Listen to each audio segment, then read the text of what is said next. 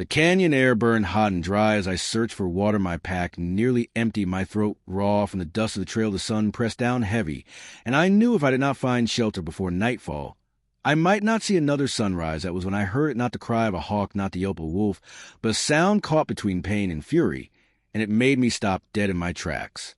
I followed the sound along the ridge, and there I saw her at first. I thought it was a bird of impossible size, but then I saw the shape of her body, the curve of her limbs, the slope of a woman's shoulders bound and twisted in a snare of wire, and strange cords or wings stretched wide black feathers tipped with silver, but tangled so badly.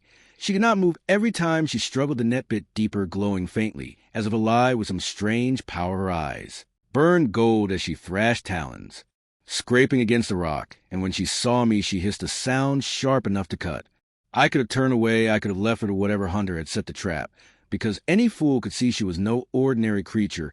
She was dangerous, beautiful, and utterly alien, but something in her eyes stopped me, a flicker not just of rage, but of fear and desperation. And I knew I could not walk away. I drew my knife and stepped closer. She bared her fangs and twisted, but she was too bound to strike. Easy, I said, though the word was lost in the canyon wind. I am not your enemy. I only want to cut you free. Her eyes narrowed, and I felt them pierce through me like lightning.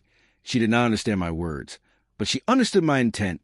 I knelt by the cords and pressed the blade to the first. Not it resisted my steel humming with some strange life, but with effort I carved through one strand, and another. The net recoiled like a living thing with every cut. She watched me the whole time, breath coming hard, her chest rising and falling, feathers trembling with every motion.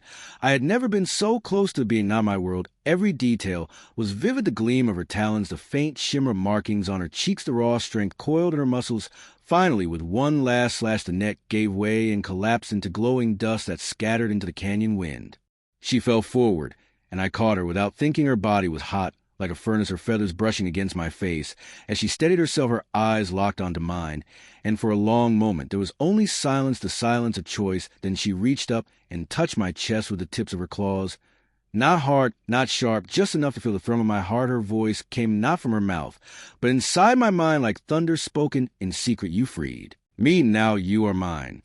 I stumbled back, shaking my head. That was not what I had expected. She rose to her full height, taller than me, her wings spreading wide, now unbound, and glorious. The power of them shook the air. She stepped closer, and her voice struck again inside my mind. I am Kira, Huntress of the high winds, and by blood and bond one claim you as mate. I laughed nervously, though my throat was dry with fear. Mate, I said, I only cut you loose, nothing more. But she did not listen. She circled me, feathers rustling, talons tapping the stone like the steps of a predator marking its prize. She tilted her head, and her fangs gleamed in the sinking sun. You freed me from death, she said, and the law of my kind is clear. The one who saves is the one who is bound. I wanted to argue, but the way she looked at me made my voice vanish, as if the wind itself had stolen. Her eyes did not simply see me. They consumed me, as though she read every hidden thought, every buried weakness, and every longing I pretended. I did not if I tried to back away, but her wings snapped open like walls, and I was trapped inside their shadow. She leaned closer, breath hot and wild, and whispered in my mind again, you cannot run because the sky is chosen. Night fell, and she did not let me go. She guided me away from the canyon, leading me with a firm grip on my arm. I could have tried to resist, but her strength was beyond anything human, and part of me did not want to fight. We camped in a hollow beneath jagged rocks, and she hunted with speed that stunned me. One moment she was gone, the next she returned with creature clutched in her talons. She tore apart with brutal efficiency, then set the meat before me as though I were the one who needed care. I asked her why the hunters had set the trap. She told me in fragment of thought that spilled into my head. Men seek the wings of my kind for trophies, for power, for desire. We are stolen, cage broken, but I am not broken. Because of you, now you are bound to me, and my people will know you as mine. Her certainty shook me like no blade. I had spent my life wandering, without purpose, surviving from one job to the next. Yet now this winged huntress declared I belonged to her, and in her eyes I saw no hesitation, only truth. Days passed, and we traveled together. I learned her language bit by bit through thought and gesture. She learned mine more quickly, as if her mind could pull meaning straight from the air. She called me her mate every time, and though I denied it at first, the word began to lose its strangeness. She guarded me fiercely, wings wrapping around me at night.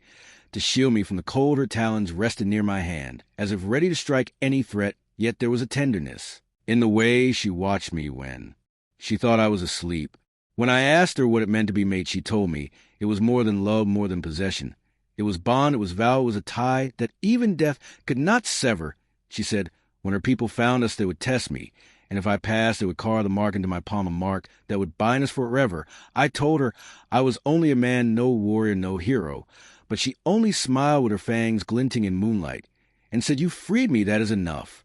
We reached her valley at last, hidden between mountains so steep no man could climb. Within the valley were akin hundreds of them winged figures that circled the cliffs and watched us descend. When they saw Kira alive, their cries echoed like thunder. They landed around us, sharp eyes turning toward me, and I felt their suspicion like knives. When the elder stepped forward, wings pale as snow, he spoke to Kira, and though I could not hear the words, I felt their meaning. Who is this man? Kira spread her wings wide and pulled me close to her side. Her voice boomed into every mind present. He freed me from the snare. He is mine by the law of the hunt. He is my mate. The crowd stirred, some in anger, some in shock. But the elder nodded gravely and turned his gaze to me, then let him face the trial.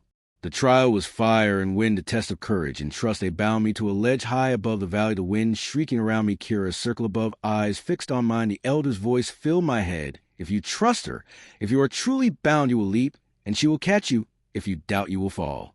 My legs shook, my heart pounded. I looked at the abyss below, but then I looked at Kira, her wings black against the stars, her eyes burning gold. She nodded once, and without thinking I leapt.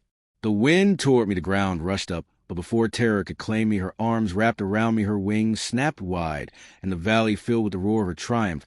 She landed with me safe in her claws, and the people cried out their voices like a storm. The elder stepped forward, and with a talon-tipped finger, drew a line of fire across my palm. It burned, then sank into my skin, leaving a mark that glowed faintly with silver.